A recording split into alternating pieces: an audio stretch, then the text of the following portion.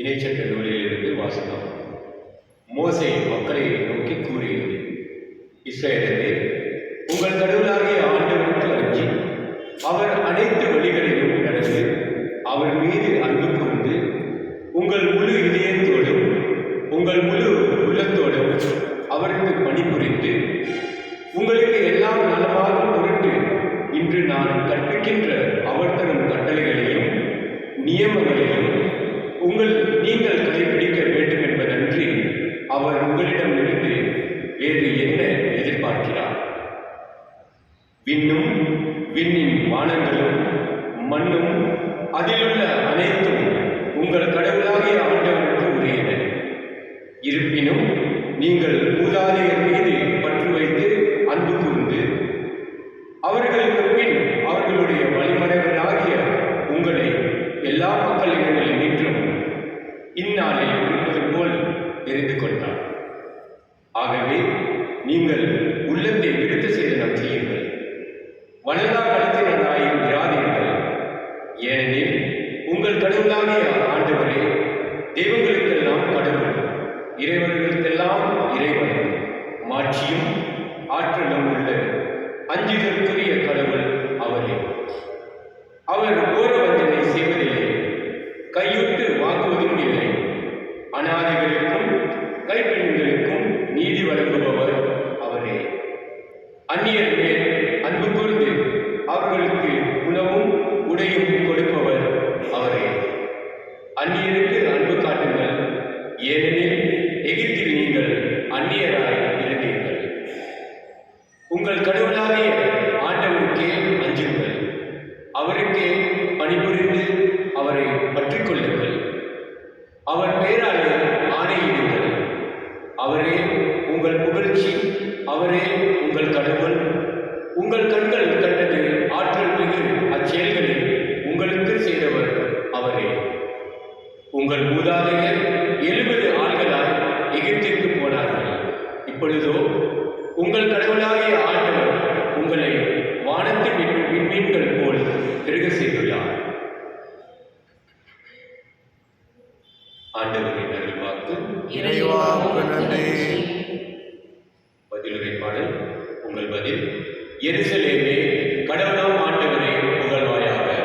எருசலேமே, கடவுளாம் ஆண்டவரை புகழ்வாயாக. எருசலேமே, ஆண்டவரை போற்றுவாயாக.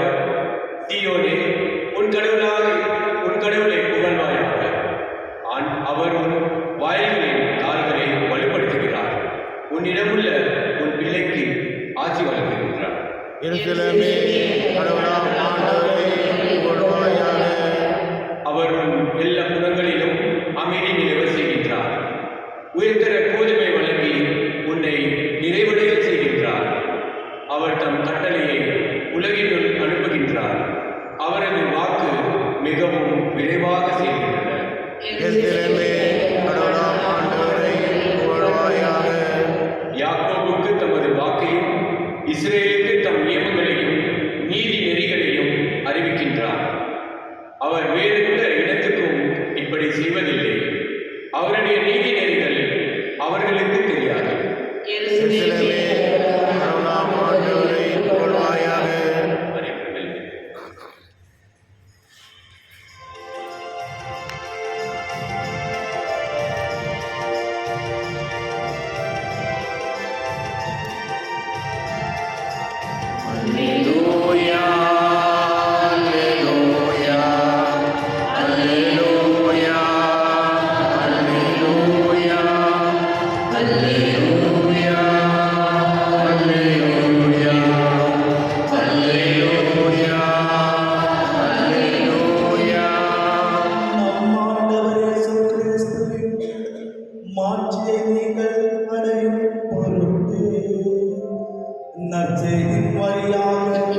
அவர் உங்களை அழைத்தார்.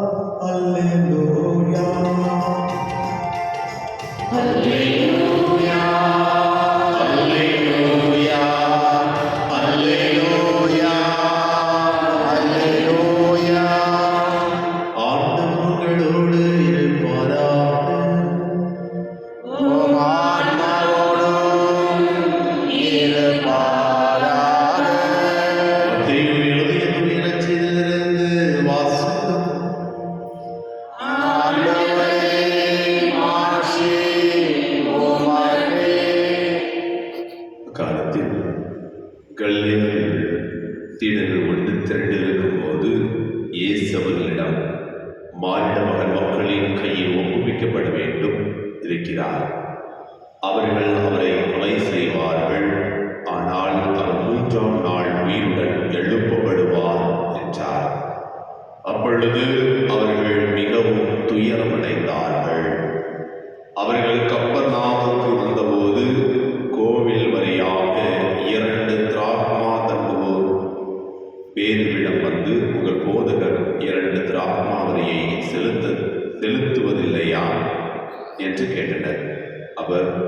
நாம் செலுத்துகிறார் என்றார். பின் வீட்டிற்குள் வந்து பேசுவதிடம் தொடங்குவதற்கு முன்பே இயேசு, சீமோனே, உனக்கு எப்படி தோன்றுகிறது? இவ்வுலக அரசர்கள் சுங்க வரியோ தலை வரையையோ யாரிடமிருந்து பெறுகிறார்கள்? தங்களுடைய மக்களிடமிருந்தா மற்றவர்களிடமிருந்தா என்று கேட்டார். மற்றவர்களிடமிருந்துதான் என்று பேதுரு பதிலளித்தார். இயேசு அவரிடம், அப்படியானால் குடிமக்கள் இதற்கு கட்டுப்பட்டவர் அல்ல, ஆயினும் நாம் அவர்களுக்கு தடையாயிருக்கக்கூடாது. எனவே நீ போய் கடலில் தூண்டில் போடு. முதலில் அகப்படும் மீனை எடுத்து அதன் வாயை திறந்து பார்த்தால் தாத்தோர் நாணயத்தை காண்பாய். அதை எடுத்து உன் சார்பாகவும் என் சார்பாகவும் அவர்களிடம் செலுத்து என்றார். ஆண்டவரின் அருள்வாக்கு. கிறிஸ்துவே உமக்கு புகழ். ஆண்டவர் இயேசு கிறிஸ்துவில் மிகவும் பிரியமுள்ள சகோதர சகோதரிகளே, எதிர்பார்ப்புகள் எல்லா மனிதர்களும் இருக்கின்றன. இந்த ஆலயத்திற்கு நாம் வந்திருக்கிறோம் என்றால் பல வித எதிர்பார்ப்போடு வந்திருக்கின்றோம். உலகத்தில் வாழ்கின்றோம் என்றால் பலவித எதிர்பார்ப்புகளோடு நாம் இருக்கின்றோம். ஆனால் எப்படிப்பட்ட எதிர்பார்ப்புகள் நம்மிடையே இருக்க வேண்டும் என்பதை முதல் வாசகம் மிக தெளிவாக நமக்கு கொடுக்கிறது. கடவுளும் நம்மை குறித்து ஒரு எதிர்பார்ப்போடு இருக்கின்றார். அதைத்தான் எப்படிப்பட்ட எதிர்பார்ப்போடு கடவுள் நம்மை குறித்து வைத்திருக்கின்றார் அல்லது நம்மிடம் எதிர்பார்க்கின்றார் என்பதை முதல் வாசகம் நமக்கு தெளிவாக கொடுக்கிறது. ஒன்று, வணங்கா கழுத்தினராய் இராதீர்கள். கடவுளுக்கு அஞ்சி நடக்க நம் ஒவ்வொருவரையுமே இறைவன் எதிர்பார்க்கின்றார். அது மட்டுமில்லாமல் நெஞ்சட்டம் 10வது அதிகாரம் 12வது வசனத்தில் 13வது வசனத்தில் கூறுகிறது, உங்களுக்கு எல்லாம் நலமாக பொருட்டு இன்று நான் கற்பிக்கின்ற அவர் தம் கட்டளைகளையும் நியமங்களையும் நீங்கள் கடைபிடிக்க வேண்டும் என்பதன்றி கடவுள் உங்களிடமிருந்து வேறு என்ன எதிர்பார்க்கின்றார்? அப்படியானால் நம்முடைய கடவுள் நம்மிடமிருந்து எதிர்பார்ப்பது கடவுளுடைய கட்டளைகளையும் நியமங்களையும் கடைபிடிக்க ஒவ்வொருவரையுமே அழைக்கின்றார். நாம் அதன்படி வாழுகின்றோமா? நாமே பார்ப்போம். அதோடு மட்டுமல்லாமல் தொடர்ந்து வாசிக்கின்ற பொழுது 17வது வசனம் கூறுகிறது, அவர் நாம் ஓரவஞ்சனையாய் இருக்கக்கூடாது. எவ்வாறு கடவுள் எல்லாரையும் சமமாக மதித்தது போல நாமும் எல்லாரையும், ஏழை பணக்காரன் இருப்பவர் இல்லாதவரை எல்லாவற்றையும் சமமாக மதிக்க வேண்டும். ஓரவஞ்சனம் கொடுக்கக்கூடாது. ஆள் பார்த்து செயல்படக்கூடாது. அனைவருக்கும் நீதி வழங்குபவர் கடவுள். அதே போல நாம் அனைவருக்கும் நீதியை வழங்கக்கூடிய ஆற்றலை இறைவன் கொடுக்க வேண்டும். அது மட்டுமல்லாமல் கடவுளுக்கு மட்டுமே அஞ்ச வேண்டும். கடவுளுடைய பெயராலே ஆணையிடுங்கள். அது மட்டுமல்லாமல் 23வது வசனத்தில் அவரே உங்கள் புகழ்ச்சி, அவரே உங்கள் கடவுள், உங்கள் கண்கள் கண்ட ஆற்றல் மிகு அறச்செயல்களை உங்களுக்காக செய்தவர் கடவுளே. அன்புக்குரியவர்களே, கடவுள் நம்மிடம் எதிர்பார்ப்பது நாம் நீதியோடும் நேர்மையோடும் கடவுளுடைய கட்டளைகளை கடைபிடித்து இறைவனுக்கு அஞ்சொருளாக இருக்க ஒவ்வொருவரையுமே அழைக்கின்றார். நாம் அவ்வாறு வாழுகின்றோமா? சற்று நம்மை நாமே சிந்தித்து பார்ப்போம். நற்செய்தி வாசகத்தில் ஆண்டவர் இயேசு கிறிஸ்து மிக தெளிவாக முன்பாக தன்னுடைய 2வது முறை இந்த உலகத்தில் நாம் துன்பப்பட்டு தன்னுடைய இறப்பை பற்றி முன் அறிவிப்பதை பார்க்கின்றோம். ஆண்டவர் இயேசு கிறிஸ்து தன்னுடைய இறப்பை பற்றி முன்பதை அறிவித்தவுடன் சீடர்கள் அனைவரும் தயங்குகின்றார்கள், துயரமடைகின்றார்கள். ஆனால் எது நடக்க வேண்டுமோ அது கண்டிப்பாக நடக்கும் என்று திட்டவட்டமாக இறைவன் கூறுகின்றார். அதே போல நம்முடைய வாழ்க்கையிலும் கடவுளுடைய திட்டம் கண்டிப்பாக நடக்கும். அது யாராலும் மாற்ற முடியாது. நாம் மாற்றும் சில நேரம் நாம் நம்முடைய திட்டத்தின்படி வாழ முயற்சி செய்கின்றோம், துன்பப்படுகின்றோம். இன்று இறைவன் மிக தெளிவாக கூறுகின்றார், காலை பொழுதிலே கடவுளுடைய திருவிழம் கண்டிப்பாக நடைபெறும். அந்த திட்டத்திற்கு இணங்கி நாம் செயல்படுகின்ற பொழுது நாம் மகிழ்ச்சி, துன்பங்களை எதிர்த்து போராடக்கூடிய சக்தியை மாற்றியும் நமக்கு இறைவன் கொடுப்பார் என்பதை மிக தெளிவாக குறிப்பிட்டார்.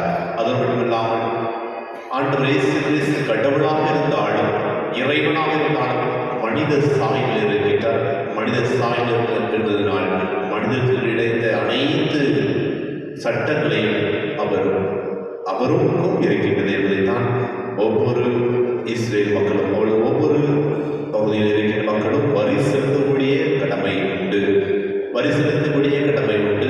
ஒன்று அந்த நாட்டிற்கு, இன்னொன்று ஆலயத்திற்கு. எனவே ஆண்டவர் இயேசு கிறிஸ்து இதற்கு தடையாக இல்லை என்பதையும் நிகழ்ச்சி வாசகத்தின் வழியாக எனக்கு கூறுகின்றார். இதைத்தான் பேதுருவிடம் சொல்லுகின்றார், நீ சென்று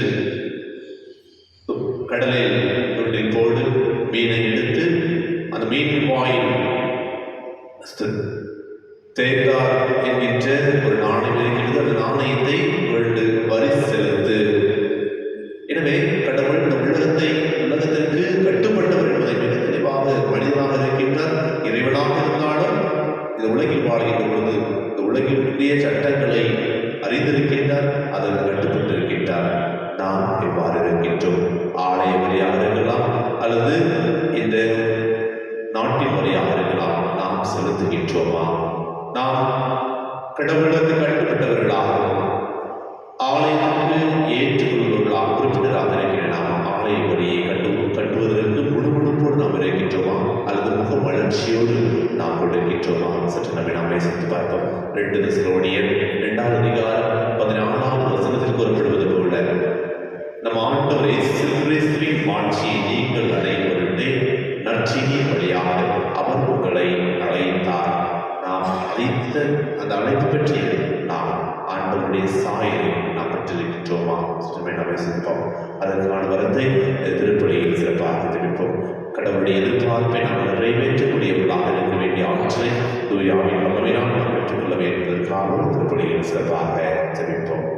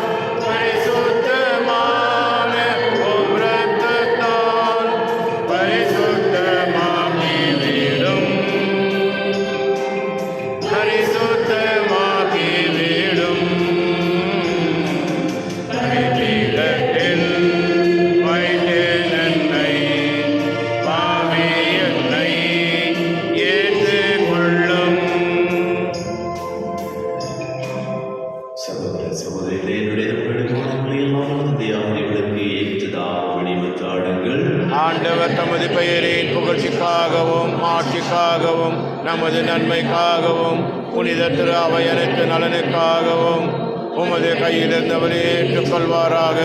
ஆண்டவரிடம் எழுந்து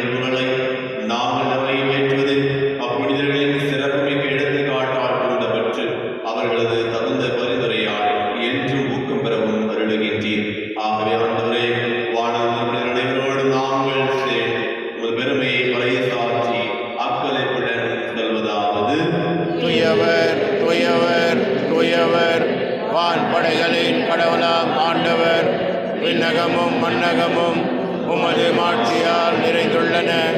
உன்னதங்களிலே ஓசானா. ஆண்டவர் பெயரால் வருகின்றவர் ஆசீர் பெற்றவர். உன்னதங்களிலே ஓசானா. ஆண்டவரே, நிர்மையாகவே தூய்மையடைந்திருக்க முற்று. ஆகவே உடைய ஆவியை பதிந்து காணிக்கைகளை தூய்மைப்படுத்த வேண்டுகின்றோம். இவ்வாறு எங்கள் ஆண்டவர் இயேசு கிறிஸ்துவின் உடலும் இரத்தமாக எங்களுக்கு வைமாறுவாக. அவர் பாடுவிடவிடம் கடினமையை எழுந்தபோது அப்பத்தை இடத்திலிருந்து செலுத்ததை விட்டு தாம் சிலர்களுக்கு அளித்தவர் கூறியதாவது: அனைவரும் இதிலிருந்து பெற்றுக் கொள்ளுங்கள், ஏனெனில் இது உங்களுக்காக கையளிக்கப்படும் என் உடல்.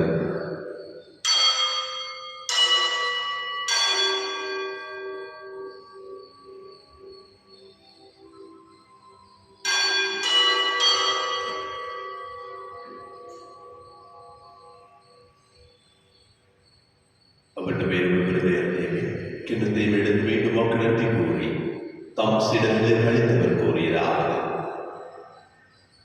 அனைவரும் இதிலிருந்து பெற்று வருவார்கள், ஏனெனில் இது புதிய நிலையான உடன்படிக்கைகளின் ரத்தத்தின் கிண்ணம். இது பாவ மன்னிப்பு பெற்று உங்களுக்காக பலருக்காக சிந்தப்படும். நினைவாக செய்யுங்கள்.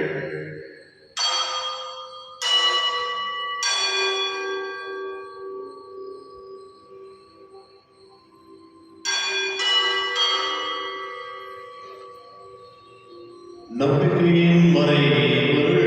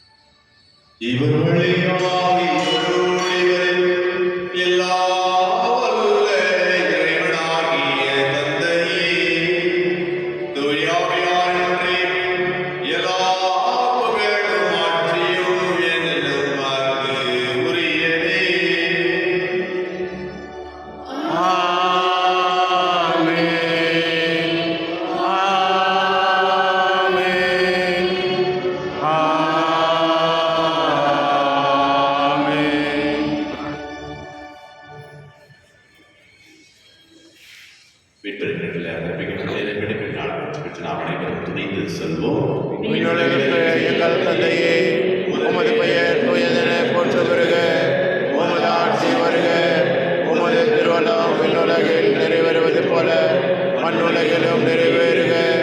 எங்கள் அன்றாட உணவை இன்று எங்களுக்கு தாரும்.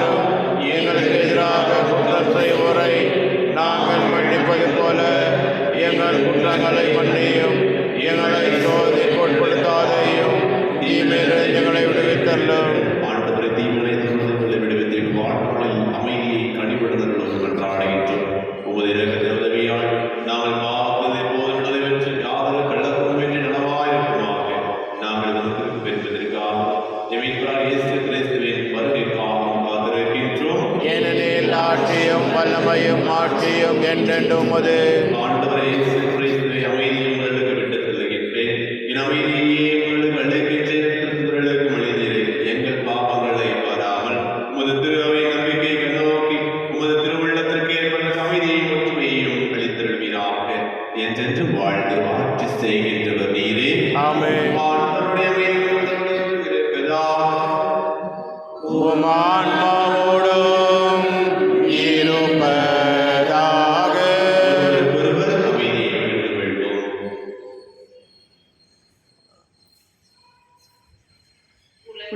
பாவம் போக்கும் இருளின் சமரியே, எம்மேல் இரக்கம் வையும். உலகின் பாவம் போக்கும் இருளின் சமரியே, எம்மேல் இரக்கம் வையும். உலகின் பாவம் போக்கும் இருளின் சமரியே, எமக்கு அமைதியருளும்.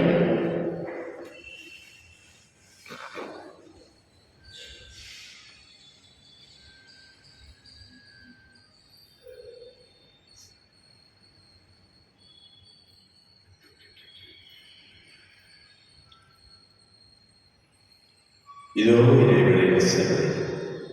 இதோ உலகின் பாவங்களை போக்குவர். தமது இல்லத்துக்கு அழைக்கப்பட்ட நாம் அனைவரும் பெயர் பெற்றோர்.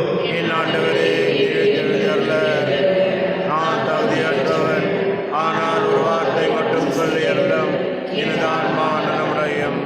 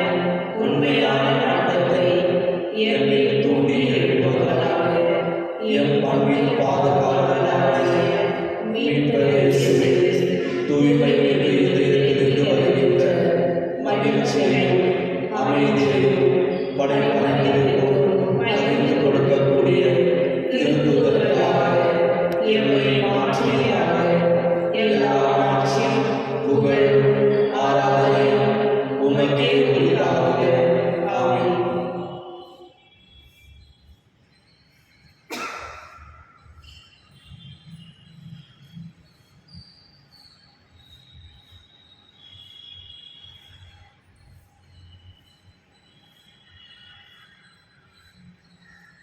நான் அளிக்கும் உணவு வழிபரவினர் வாழ்வதற்கான எனது சதை என்கிறார் ஆண்டவர். நன்றி கூறுகிறாரம்மா. ஆண்டவரை நாங்கள் உட்கொண்ட திருவுணவும் எங்களை உம்மோடு ஒன்றிணைக்க செய்து எங்களுக்கு மீட்பு அளிப்பதா. அது எங்களை உமது உண்மையின் வழியில் உறுதிப்படுத்துவதா. எங்கள் ஆண்டவராகிய கிறிஸ்து வழியாக உம்மை மன்றாடுகின்றோம். ஆமென். ஆண்டவர் உங்களோடு இருப்பாராக. உம் ஆன்மாவோடும் இருப்பாராக. எல்லாம் வல்ல இறைவன், தந்தை, மகன், தூய ஆவியானவர்களை உங்கள் குடும்பத்தையும் உங்கள் பிள்ளைகளையும் ஆசீர்வதிப்பாராக. ஆமென். கடவுள் எதிர்பார்த்தவையை நிறைவேற்றி சென்று வாருங்கள். திருப்பலி